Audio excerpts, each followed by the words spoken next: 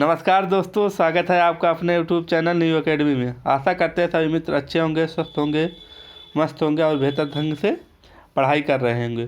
तो मित्र, आज हम लोग शुरू करेंगे मुख्यमंत्री के बारे में पढ़ेंगे और मंत्रिपरिषद के बारे में भी पढ़ेंगे।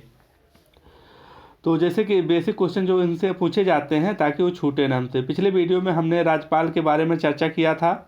राज्यपाल के राज्य में के जो कार्यपालिका का नाम मात्र हेड होता है, उनके बारे में पढ़ा था। तो आज हम लोग पढ़ेंगे जो राज्य के कार्यपालिका का वास्तविक हेड होता है। कौन होता है वास्तविक हेड? तो सीएम होते हैं, मुख्यमंत्री जी होते हैं। तो उनके बारे में आज हम लोग पूरे पढ़ेंगे। पूरे चैप्टर को हम लोग अच्छे से समझेंगे ताकि जो बेसिक क्वेश्चन आते हैं वो ना छूटे हमसे, और पूरे क्वेश्चन कवर करेंगे। तो चलिए दोस्त, शुरू करते हैं। मुख्यमंत्री के साथ साथ मंत्रिपरिषद भी हम लोग पढ़ेंगे। जिस तरीके से हमने केंद्र पर स्तर पर पढ़ा था मंत्रिपरिषद की व्यवस्था, उसी तरीके से हम लोग राज्य में भी पढ़ेंगे। राज्य जैसे केंद्र स्तर में पढ़ा था की व्यवस्था था उसमें, जिसका हेड कौन होता था? केंद्र स्तर पर मंत्रिपरिषद का हेड कौन होता था? तो पीएम होते थे। उसी तरीके से राज्य में सीएम हो जाएंगे, चीफ मिनिस्टर हो जाएंगे, मतलब मुख्यमंत्री हो जाएंगे। तो आप लोग देख रहे हैं इसमें पहले आर्टिकल में क्या है? 163 में क्या है? मंत्रिपरिषद है। जिस तरीके से हमने क्या बताया था कि जिस तरीके से 74 आर्टिकल में बताया था प्रधानमंत्री। देखिए, प्रधानमंत्री और जो सीएम, ये दोनों को एक साथ समझिए आप लोग। जिस तरीके से प्रधानमंत्री, जिस तरीके से राष्ट्रपति जो होता है सेंट्रल में काम करते हैं, उसी तरीके से राज्य में कार्यपालिका में कौन कार्य करता है? तो राज्यपाल करते हैं। उसी तरीके से सेंट्रल में पीएम प्रधानमंत्री कार्य करते हैं। जिस तरीके से उसी तरीके से कार्य करते हैं लगभग सीएम आपके। तो जो होता है मंत्रिपरिषद का गठन है, किस आर्टिकल में है? तो 163 में मंत्रिपरिषद हो गया। और जैसे कि हमने जो आर्टिकल बताया था उसमें क्या बताया था? मंत्रिपरिषद का गठन होता है। तो केंद्रीय मंत्रिपरिषद का कितने में? 74 आर्टिकल में बताया था। और 75 में क्या बताया था? प्रधानमंत्री बताया था। इस तरीके से यहाँ जो होता है कि 164 में क्या है? प्रधानमंत्री जी हो जाएंगे, मुख्यमंत्री जी हो जाएंगे। तो ये जो होता है कार्यपालिका का वास्तविक हेड होते हैं सीएम।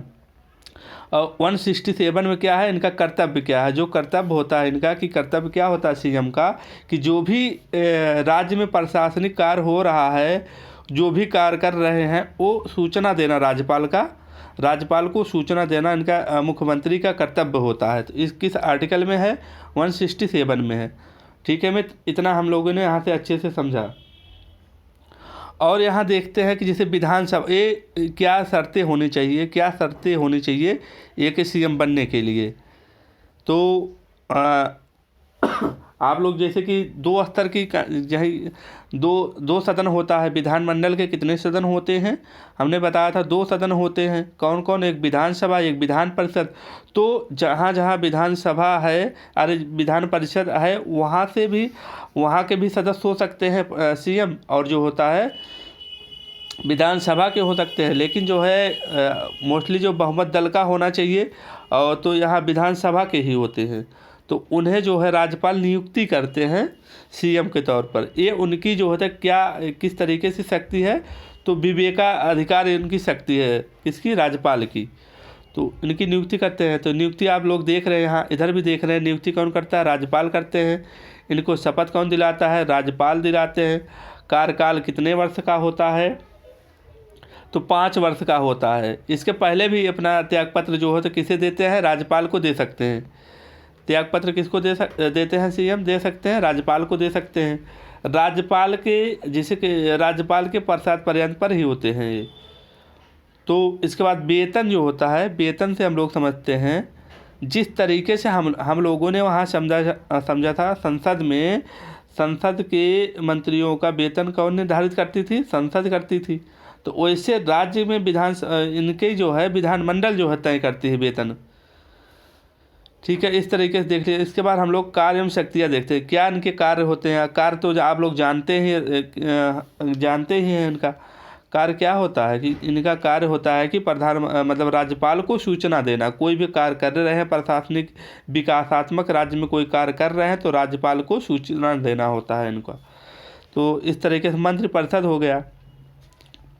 तो मंत्रिपरिषद में जैसे कि मंत्रिपरिषद के अध्यक्ष कौन होते हैं, तो यही होते हैं। तो हम लोग यहाँ देख रहे हैं। इसके बाद हम लोग इसको देखते हैं, मंत्रिपरिषद के बारे में थोड़ा जानते हैं। जो मित्र पिछला मंत्रिपरिषद का वीडियो नहीं देखे हैं वो जाके देखें। दोनों का मंत्रिपरिषद सेम ही होता है, केंद्र का भी और राज्य का भी। जिस तरीके से केंद्र में हमने 3 स्तर के तरीके से मंत्रियों को बताया था। एक कैबिनेट मंत्री होता है, सबसे बड़ा इसमें पद होते हैं। एक राज्य मंत्री होता है जो कैबिनेट मंत्रियों की सहायता के लिए बनाए जाते हैं। एक उप मंत्री होता है जो प्रशासनिक कार्यों के लिए होते हैं। तो ये पूरे मंत्री जो हैं, ये टोटल मंत्री किसके प्रति उत्तरदायी होते हैं, तो विधानसभा के प्रति उत्तरदायी होते हैं।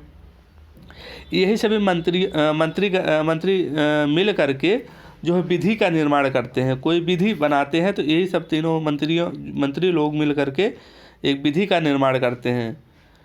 तो ठीक है मित्र, ये हम लोगों ने अच्छे से समझा, इस तरीके से समझा। दोनों को कंपैरिजन करके आप पढ़िए। केंद्र में क्या किस तरीके से है, राज्य में क्या है। जिस तरीके से सेंट्रल में मतलब वहाँ राष्ट्रपति जी हैं, यहाँ राज्यपाल जी हैं, वहाँ जो हैं प्रधानमंत्री जी हैं, यहाँ जो है मुख्यमंत्री जी हैं। दोनों को कंपैरिजन करके समझिए तो बहुत आसानी से समझ में आ जाएगा। ठीक है मित्र, इस तरीके से देख लिए। जो भी होता है इनका कार्यकाल होता है, शपथ होता है, नियुक्ति होता है, कौन करवाता है, तो राज्यपाल होते हैं। वहाँ जो PM के प्रधानमंत्री कौन होता है, तो राष्ट्रपति होते हैं। यहाँ इनका कौन होता है, राज्यपाल होते हैं। तो इस तरीके से 1-2 बार आप लोग देखेंगे, सोचेंगे, मंथन करेंगे कितने आर्टिकल आते हैं मुख्यमंत्री से संबंधित। तो 3 है, 163 है, 164 है, 167 है। तो इस तरीके से देख लेंगे। दोनों को मतलब योगी और मोदी जी को दोनों को सेम करके समझ लीजिए। उनका कितने में है, 74-75 में है। इनका जो है 163 164 में है। इस तरीके से मित्र एक बार रिवीजन करना, आपको ज़रूर पसंद आएगा। अगर आपको पसंद आता है वीडियो तो आप लाइक करिए, कमेंट करिए। कोई सुझाव या सजेशन देना चाहते तो आप कमेंट बॉक्स में दे सकते हैं। तब तक के लिए धन्यवाद।